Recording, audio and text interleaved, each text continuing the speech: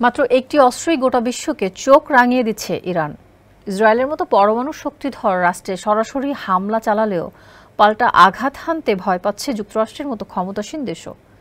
এরই মধ্যে ইরানের বিরুদ্ধে আকাশসীমা ও ঘাঁটি ব্যবহারের অনুমতি দেবে না বলে জানিয়ে দিয়েছে মধ্যপ্রাচ্যের বিভিন্ন দেশ। চলমান সংঘাতে ইরানের বিরুদ্ধে সামরিক কোনো পদক্ষেপ না নেয়ার পক্ষেই গোটা বিশ্ব। বিশ্বজুড়ে এমন ভীতি সৃষ্টির নেপথ্যে রয়েছে ইরানের নিয়ন্ত্রণে থাকা জলপথ হরমুজ প্রণালী। মাত্র ৩৪ কিলোমিটার দীর্ঘ এই জলপথ পশ্চিমের পারস্য উপসাগরকে পূর্ব ওমান উপসাগর ও আরব সাগরের সাথে সংযুক্ত করেছে। একই সঙ্গে আরব উপদ্বীপ থেকে ইরানকে পৃথক করেছে এই প্রণালী। ইরান চাইলে যে কোনো সময় এই জলপথ বন্ধ করে দিতে পারে। বিশ্লেষকরা মনে করেন এই হরমুজ প্রণালী যার দখলে পুরো পৃথিবীই তার নিয়ন্ত্রণে। আর এই ভয়ে ইরানের সঙ্গে সংঘাতে জড়াতে চাচ্ছে না কোনো দেশ। বিস্তারিত থাকছে ডেস্ক রিপোর্টে। পৃথিবীর মোট বাণিজ্যের শতকরা ৮০% হয় সমুদ্রপথে। ফলে আন্তর্জাতিক বাণিজ্যের ক্ষেত্রে বিভিন্ন সামুদ্রিক প্রণালী বেশ গুরুত্ব রাখে। ২০২১ সালে একটি জাহাজ আটকে সুয়েজ খাল ৬ দিন বন্ধ থাকায় বিশ্ব অর্থনীতি ১,০০০ কোটি মার্কিন ডলারের ক্ষতির সম্মুখীন হয়। আর এই খালের চেয়েও বেশি গুরুত্ব রাখে মধ্যপ্রাচ্যের হরমুজ প্রণালী। এই প্রণালী ছাড়া পারস্য উপসাগর পাড়ি দেওয়ার কোনো পথ নেই। এই উপসাগর ঘিরেই রয়েছে সৌদি আরব, বাহরাইন, কাতার, সংযুক্ত আরব আমিরাত, কুয়েত, ইরান, ইরাক ও ওমান। বিশ্বব্যাপী যে পরিমাণ জ্বালানি চাহিদা রয়েছে তার ১৫%ই মিটিয়ে থাকে উপসাগরীয় এসব দেশ।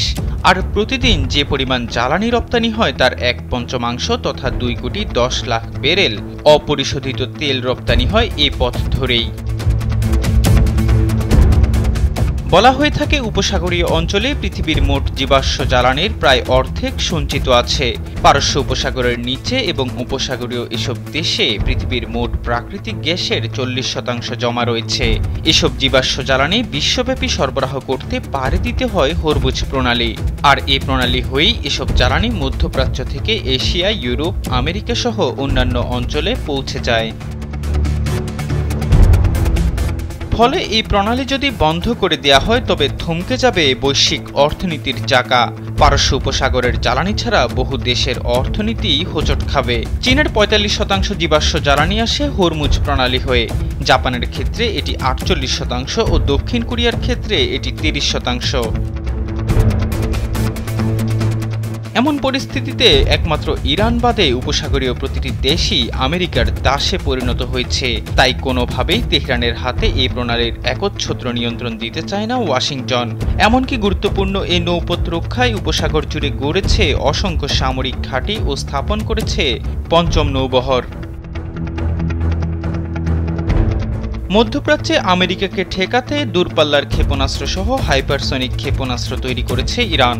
এমনকি মজুত রেখেছে বিপুল পরিমাণ জলমাইন, যাতে কোনো সংঘাত হলে মুহূর্তেই বন্ধ করে দেওয়া যায় গুরুত্বপূর্ণ এই হরমুজ প্রণালী।